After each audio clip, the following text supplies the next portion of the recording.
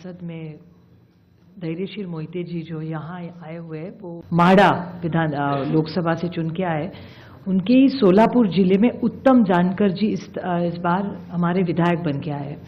उत्तम जानकर जी सोलापुर डिस्ट्रिक्ट से चुन के आए। उनका कहना है कि उनको वोटिंग जो हुआ है मरकटवाड़ी, आप सब ने बहुत उस पर टीवी पे भी कवरेज दिया था, उसमें उनका मानना है कि वो चुन के आए हैं लेकिन उनको जो वोट पड़ने चाहिए वो नहीं मिले हैं, तो वो फिर से जीते हैं, फिर भी री इलेक्शन चाहते हैं और कह रहे हैं कि बैलेट पे लिया जाए।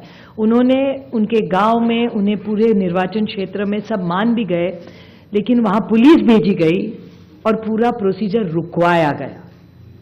तो वो इतना हमारी सब मांग है वहां की, उत्तम जानकर जी और धैर्यशील मोहिते जी उनके एरिया में, कि बैलेट पे फिर से वोटिंग लाया जाए, मशीनें बंद की जाए। कि बहुत सारी ऐसी चीजें हैं, जब राज ठाकरे जी भी बोले हैं कि उनका जो एक कैंडिडेट था उसको खुद का भी वोट नहीं मिला है, ऐसा हो चुका है। ये सब डेटा आपके सबके सामने है। और दूसरी बड़ी बात, मैं इलेक्शन कमीशन वैसे तो बड़ी महत्वपूर्ण जगह है, लेकिन मैं बड़ी विनम्रता से कहना चाहती हूँ, हम और सेना बहुत वहां लड़े हैं। जिस तरह से हमारी पार्टी तोड़ी गई, जिस तरह से हमारे विधायक, हमारे एमपी, सांसद तोड़ा गया, पार्टी तोड़ी गई, हमारी लड़ाई आज भी शिवसेना की और एनसीपी की आज भी सुप्रीम कोर्ट में चल रही है। लेकिन और एक छोटी चीज उन्होंने की कि हमें जो सिंबल दिया गया और दूसरा सिंबल तुतारी वाजवणारा माणूस और तुतारी मराठी में, वो एक ही शब्द तुतारी तुतारी उन्होंने किया।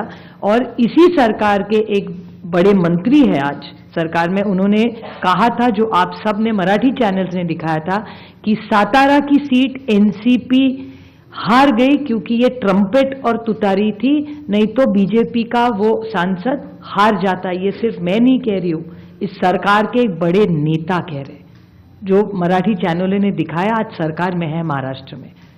और हम सब ने जब विधानसभा में मांग की कि आप तुतारी हटा दीजिए, बड़ा कंफ्यूजन हो रहा है, हमारी 11 सीटें ऐसी है, इस कंफ्यूजन में हम हार गए।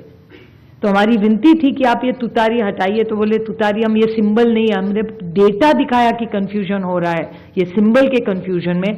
फिर उन्होंने ट्रम्पेट नाम बदल लिया, लेकिन तुतारी वो रखी वैसे, क्योंकि जब बाहर वो जाता था वो देख रहा था तुतारी वाजवणारा माणूस तुतारी, हम उस तरह उसी कारण हम सातारा की सीट हारे। और ये भी सत्ता पक्ष मान रहा है, रिकॉर्ड पे उन्होंने कहा है।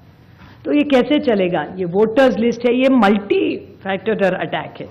ये सिंबल का इशू है, फिर पार्टियां तोड़ने का इशू है, ये वोटर्स लिस्ट का इशू है, और कभी कभी मशीन, लोग नाराज होते हैं जब हम मशीन के बारे में कहते हैं, लेकिन बहुत सारे ऐसे लोग हम सबको मिलने आते हैं।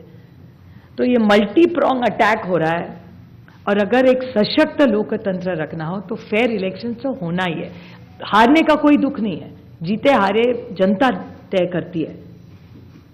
हम तो जीत के आए दोनों, धैर्यशील जी आए, बट बड़ी विनम्रता से हम कहना चाहते हैं कि इलेक्शन कमीशन ये फेयर होना चाहिए, इतनी हमारी मांग है। और जो हमें जो वोटर्स लिस्ट, फोटो सब मांग रहे, बस हमें दे दे। बाकी हम लोग क्या मांग रहे हैं? एक सशक्त लोकतंत्र में इलेक्शन कमीशन का रोल बहुत जिम्मेदारी का होता है।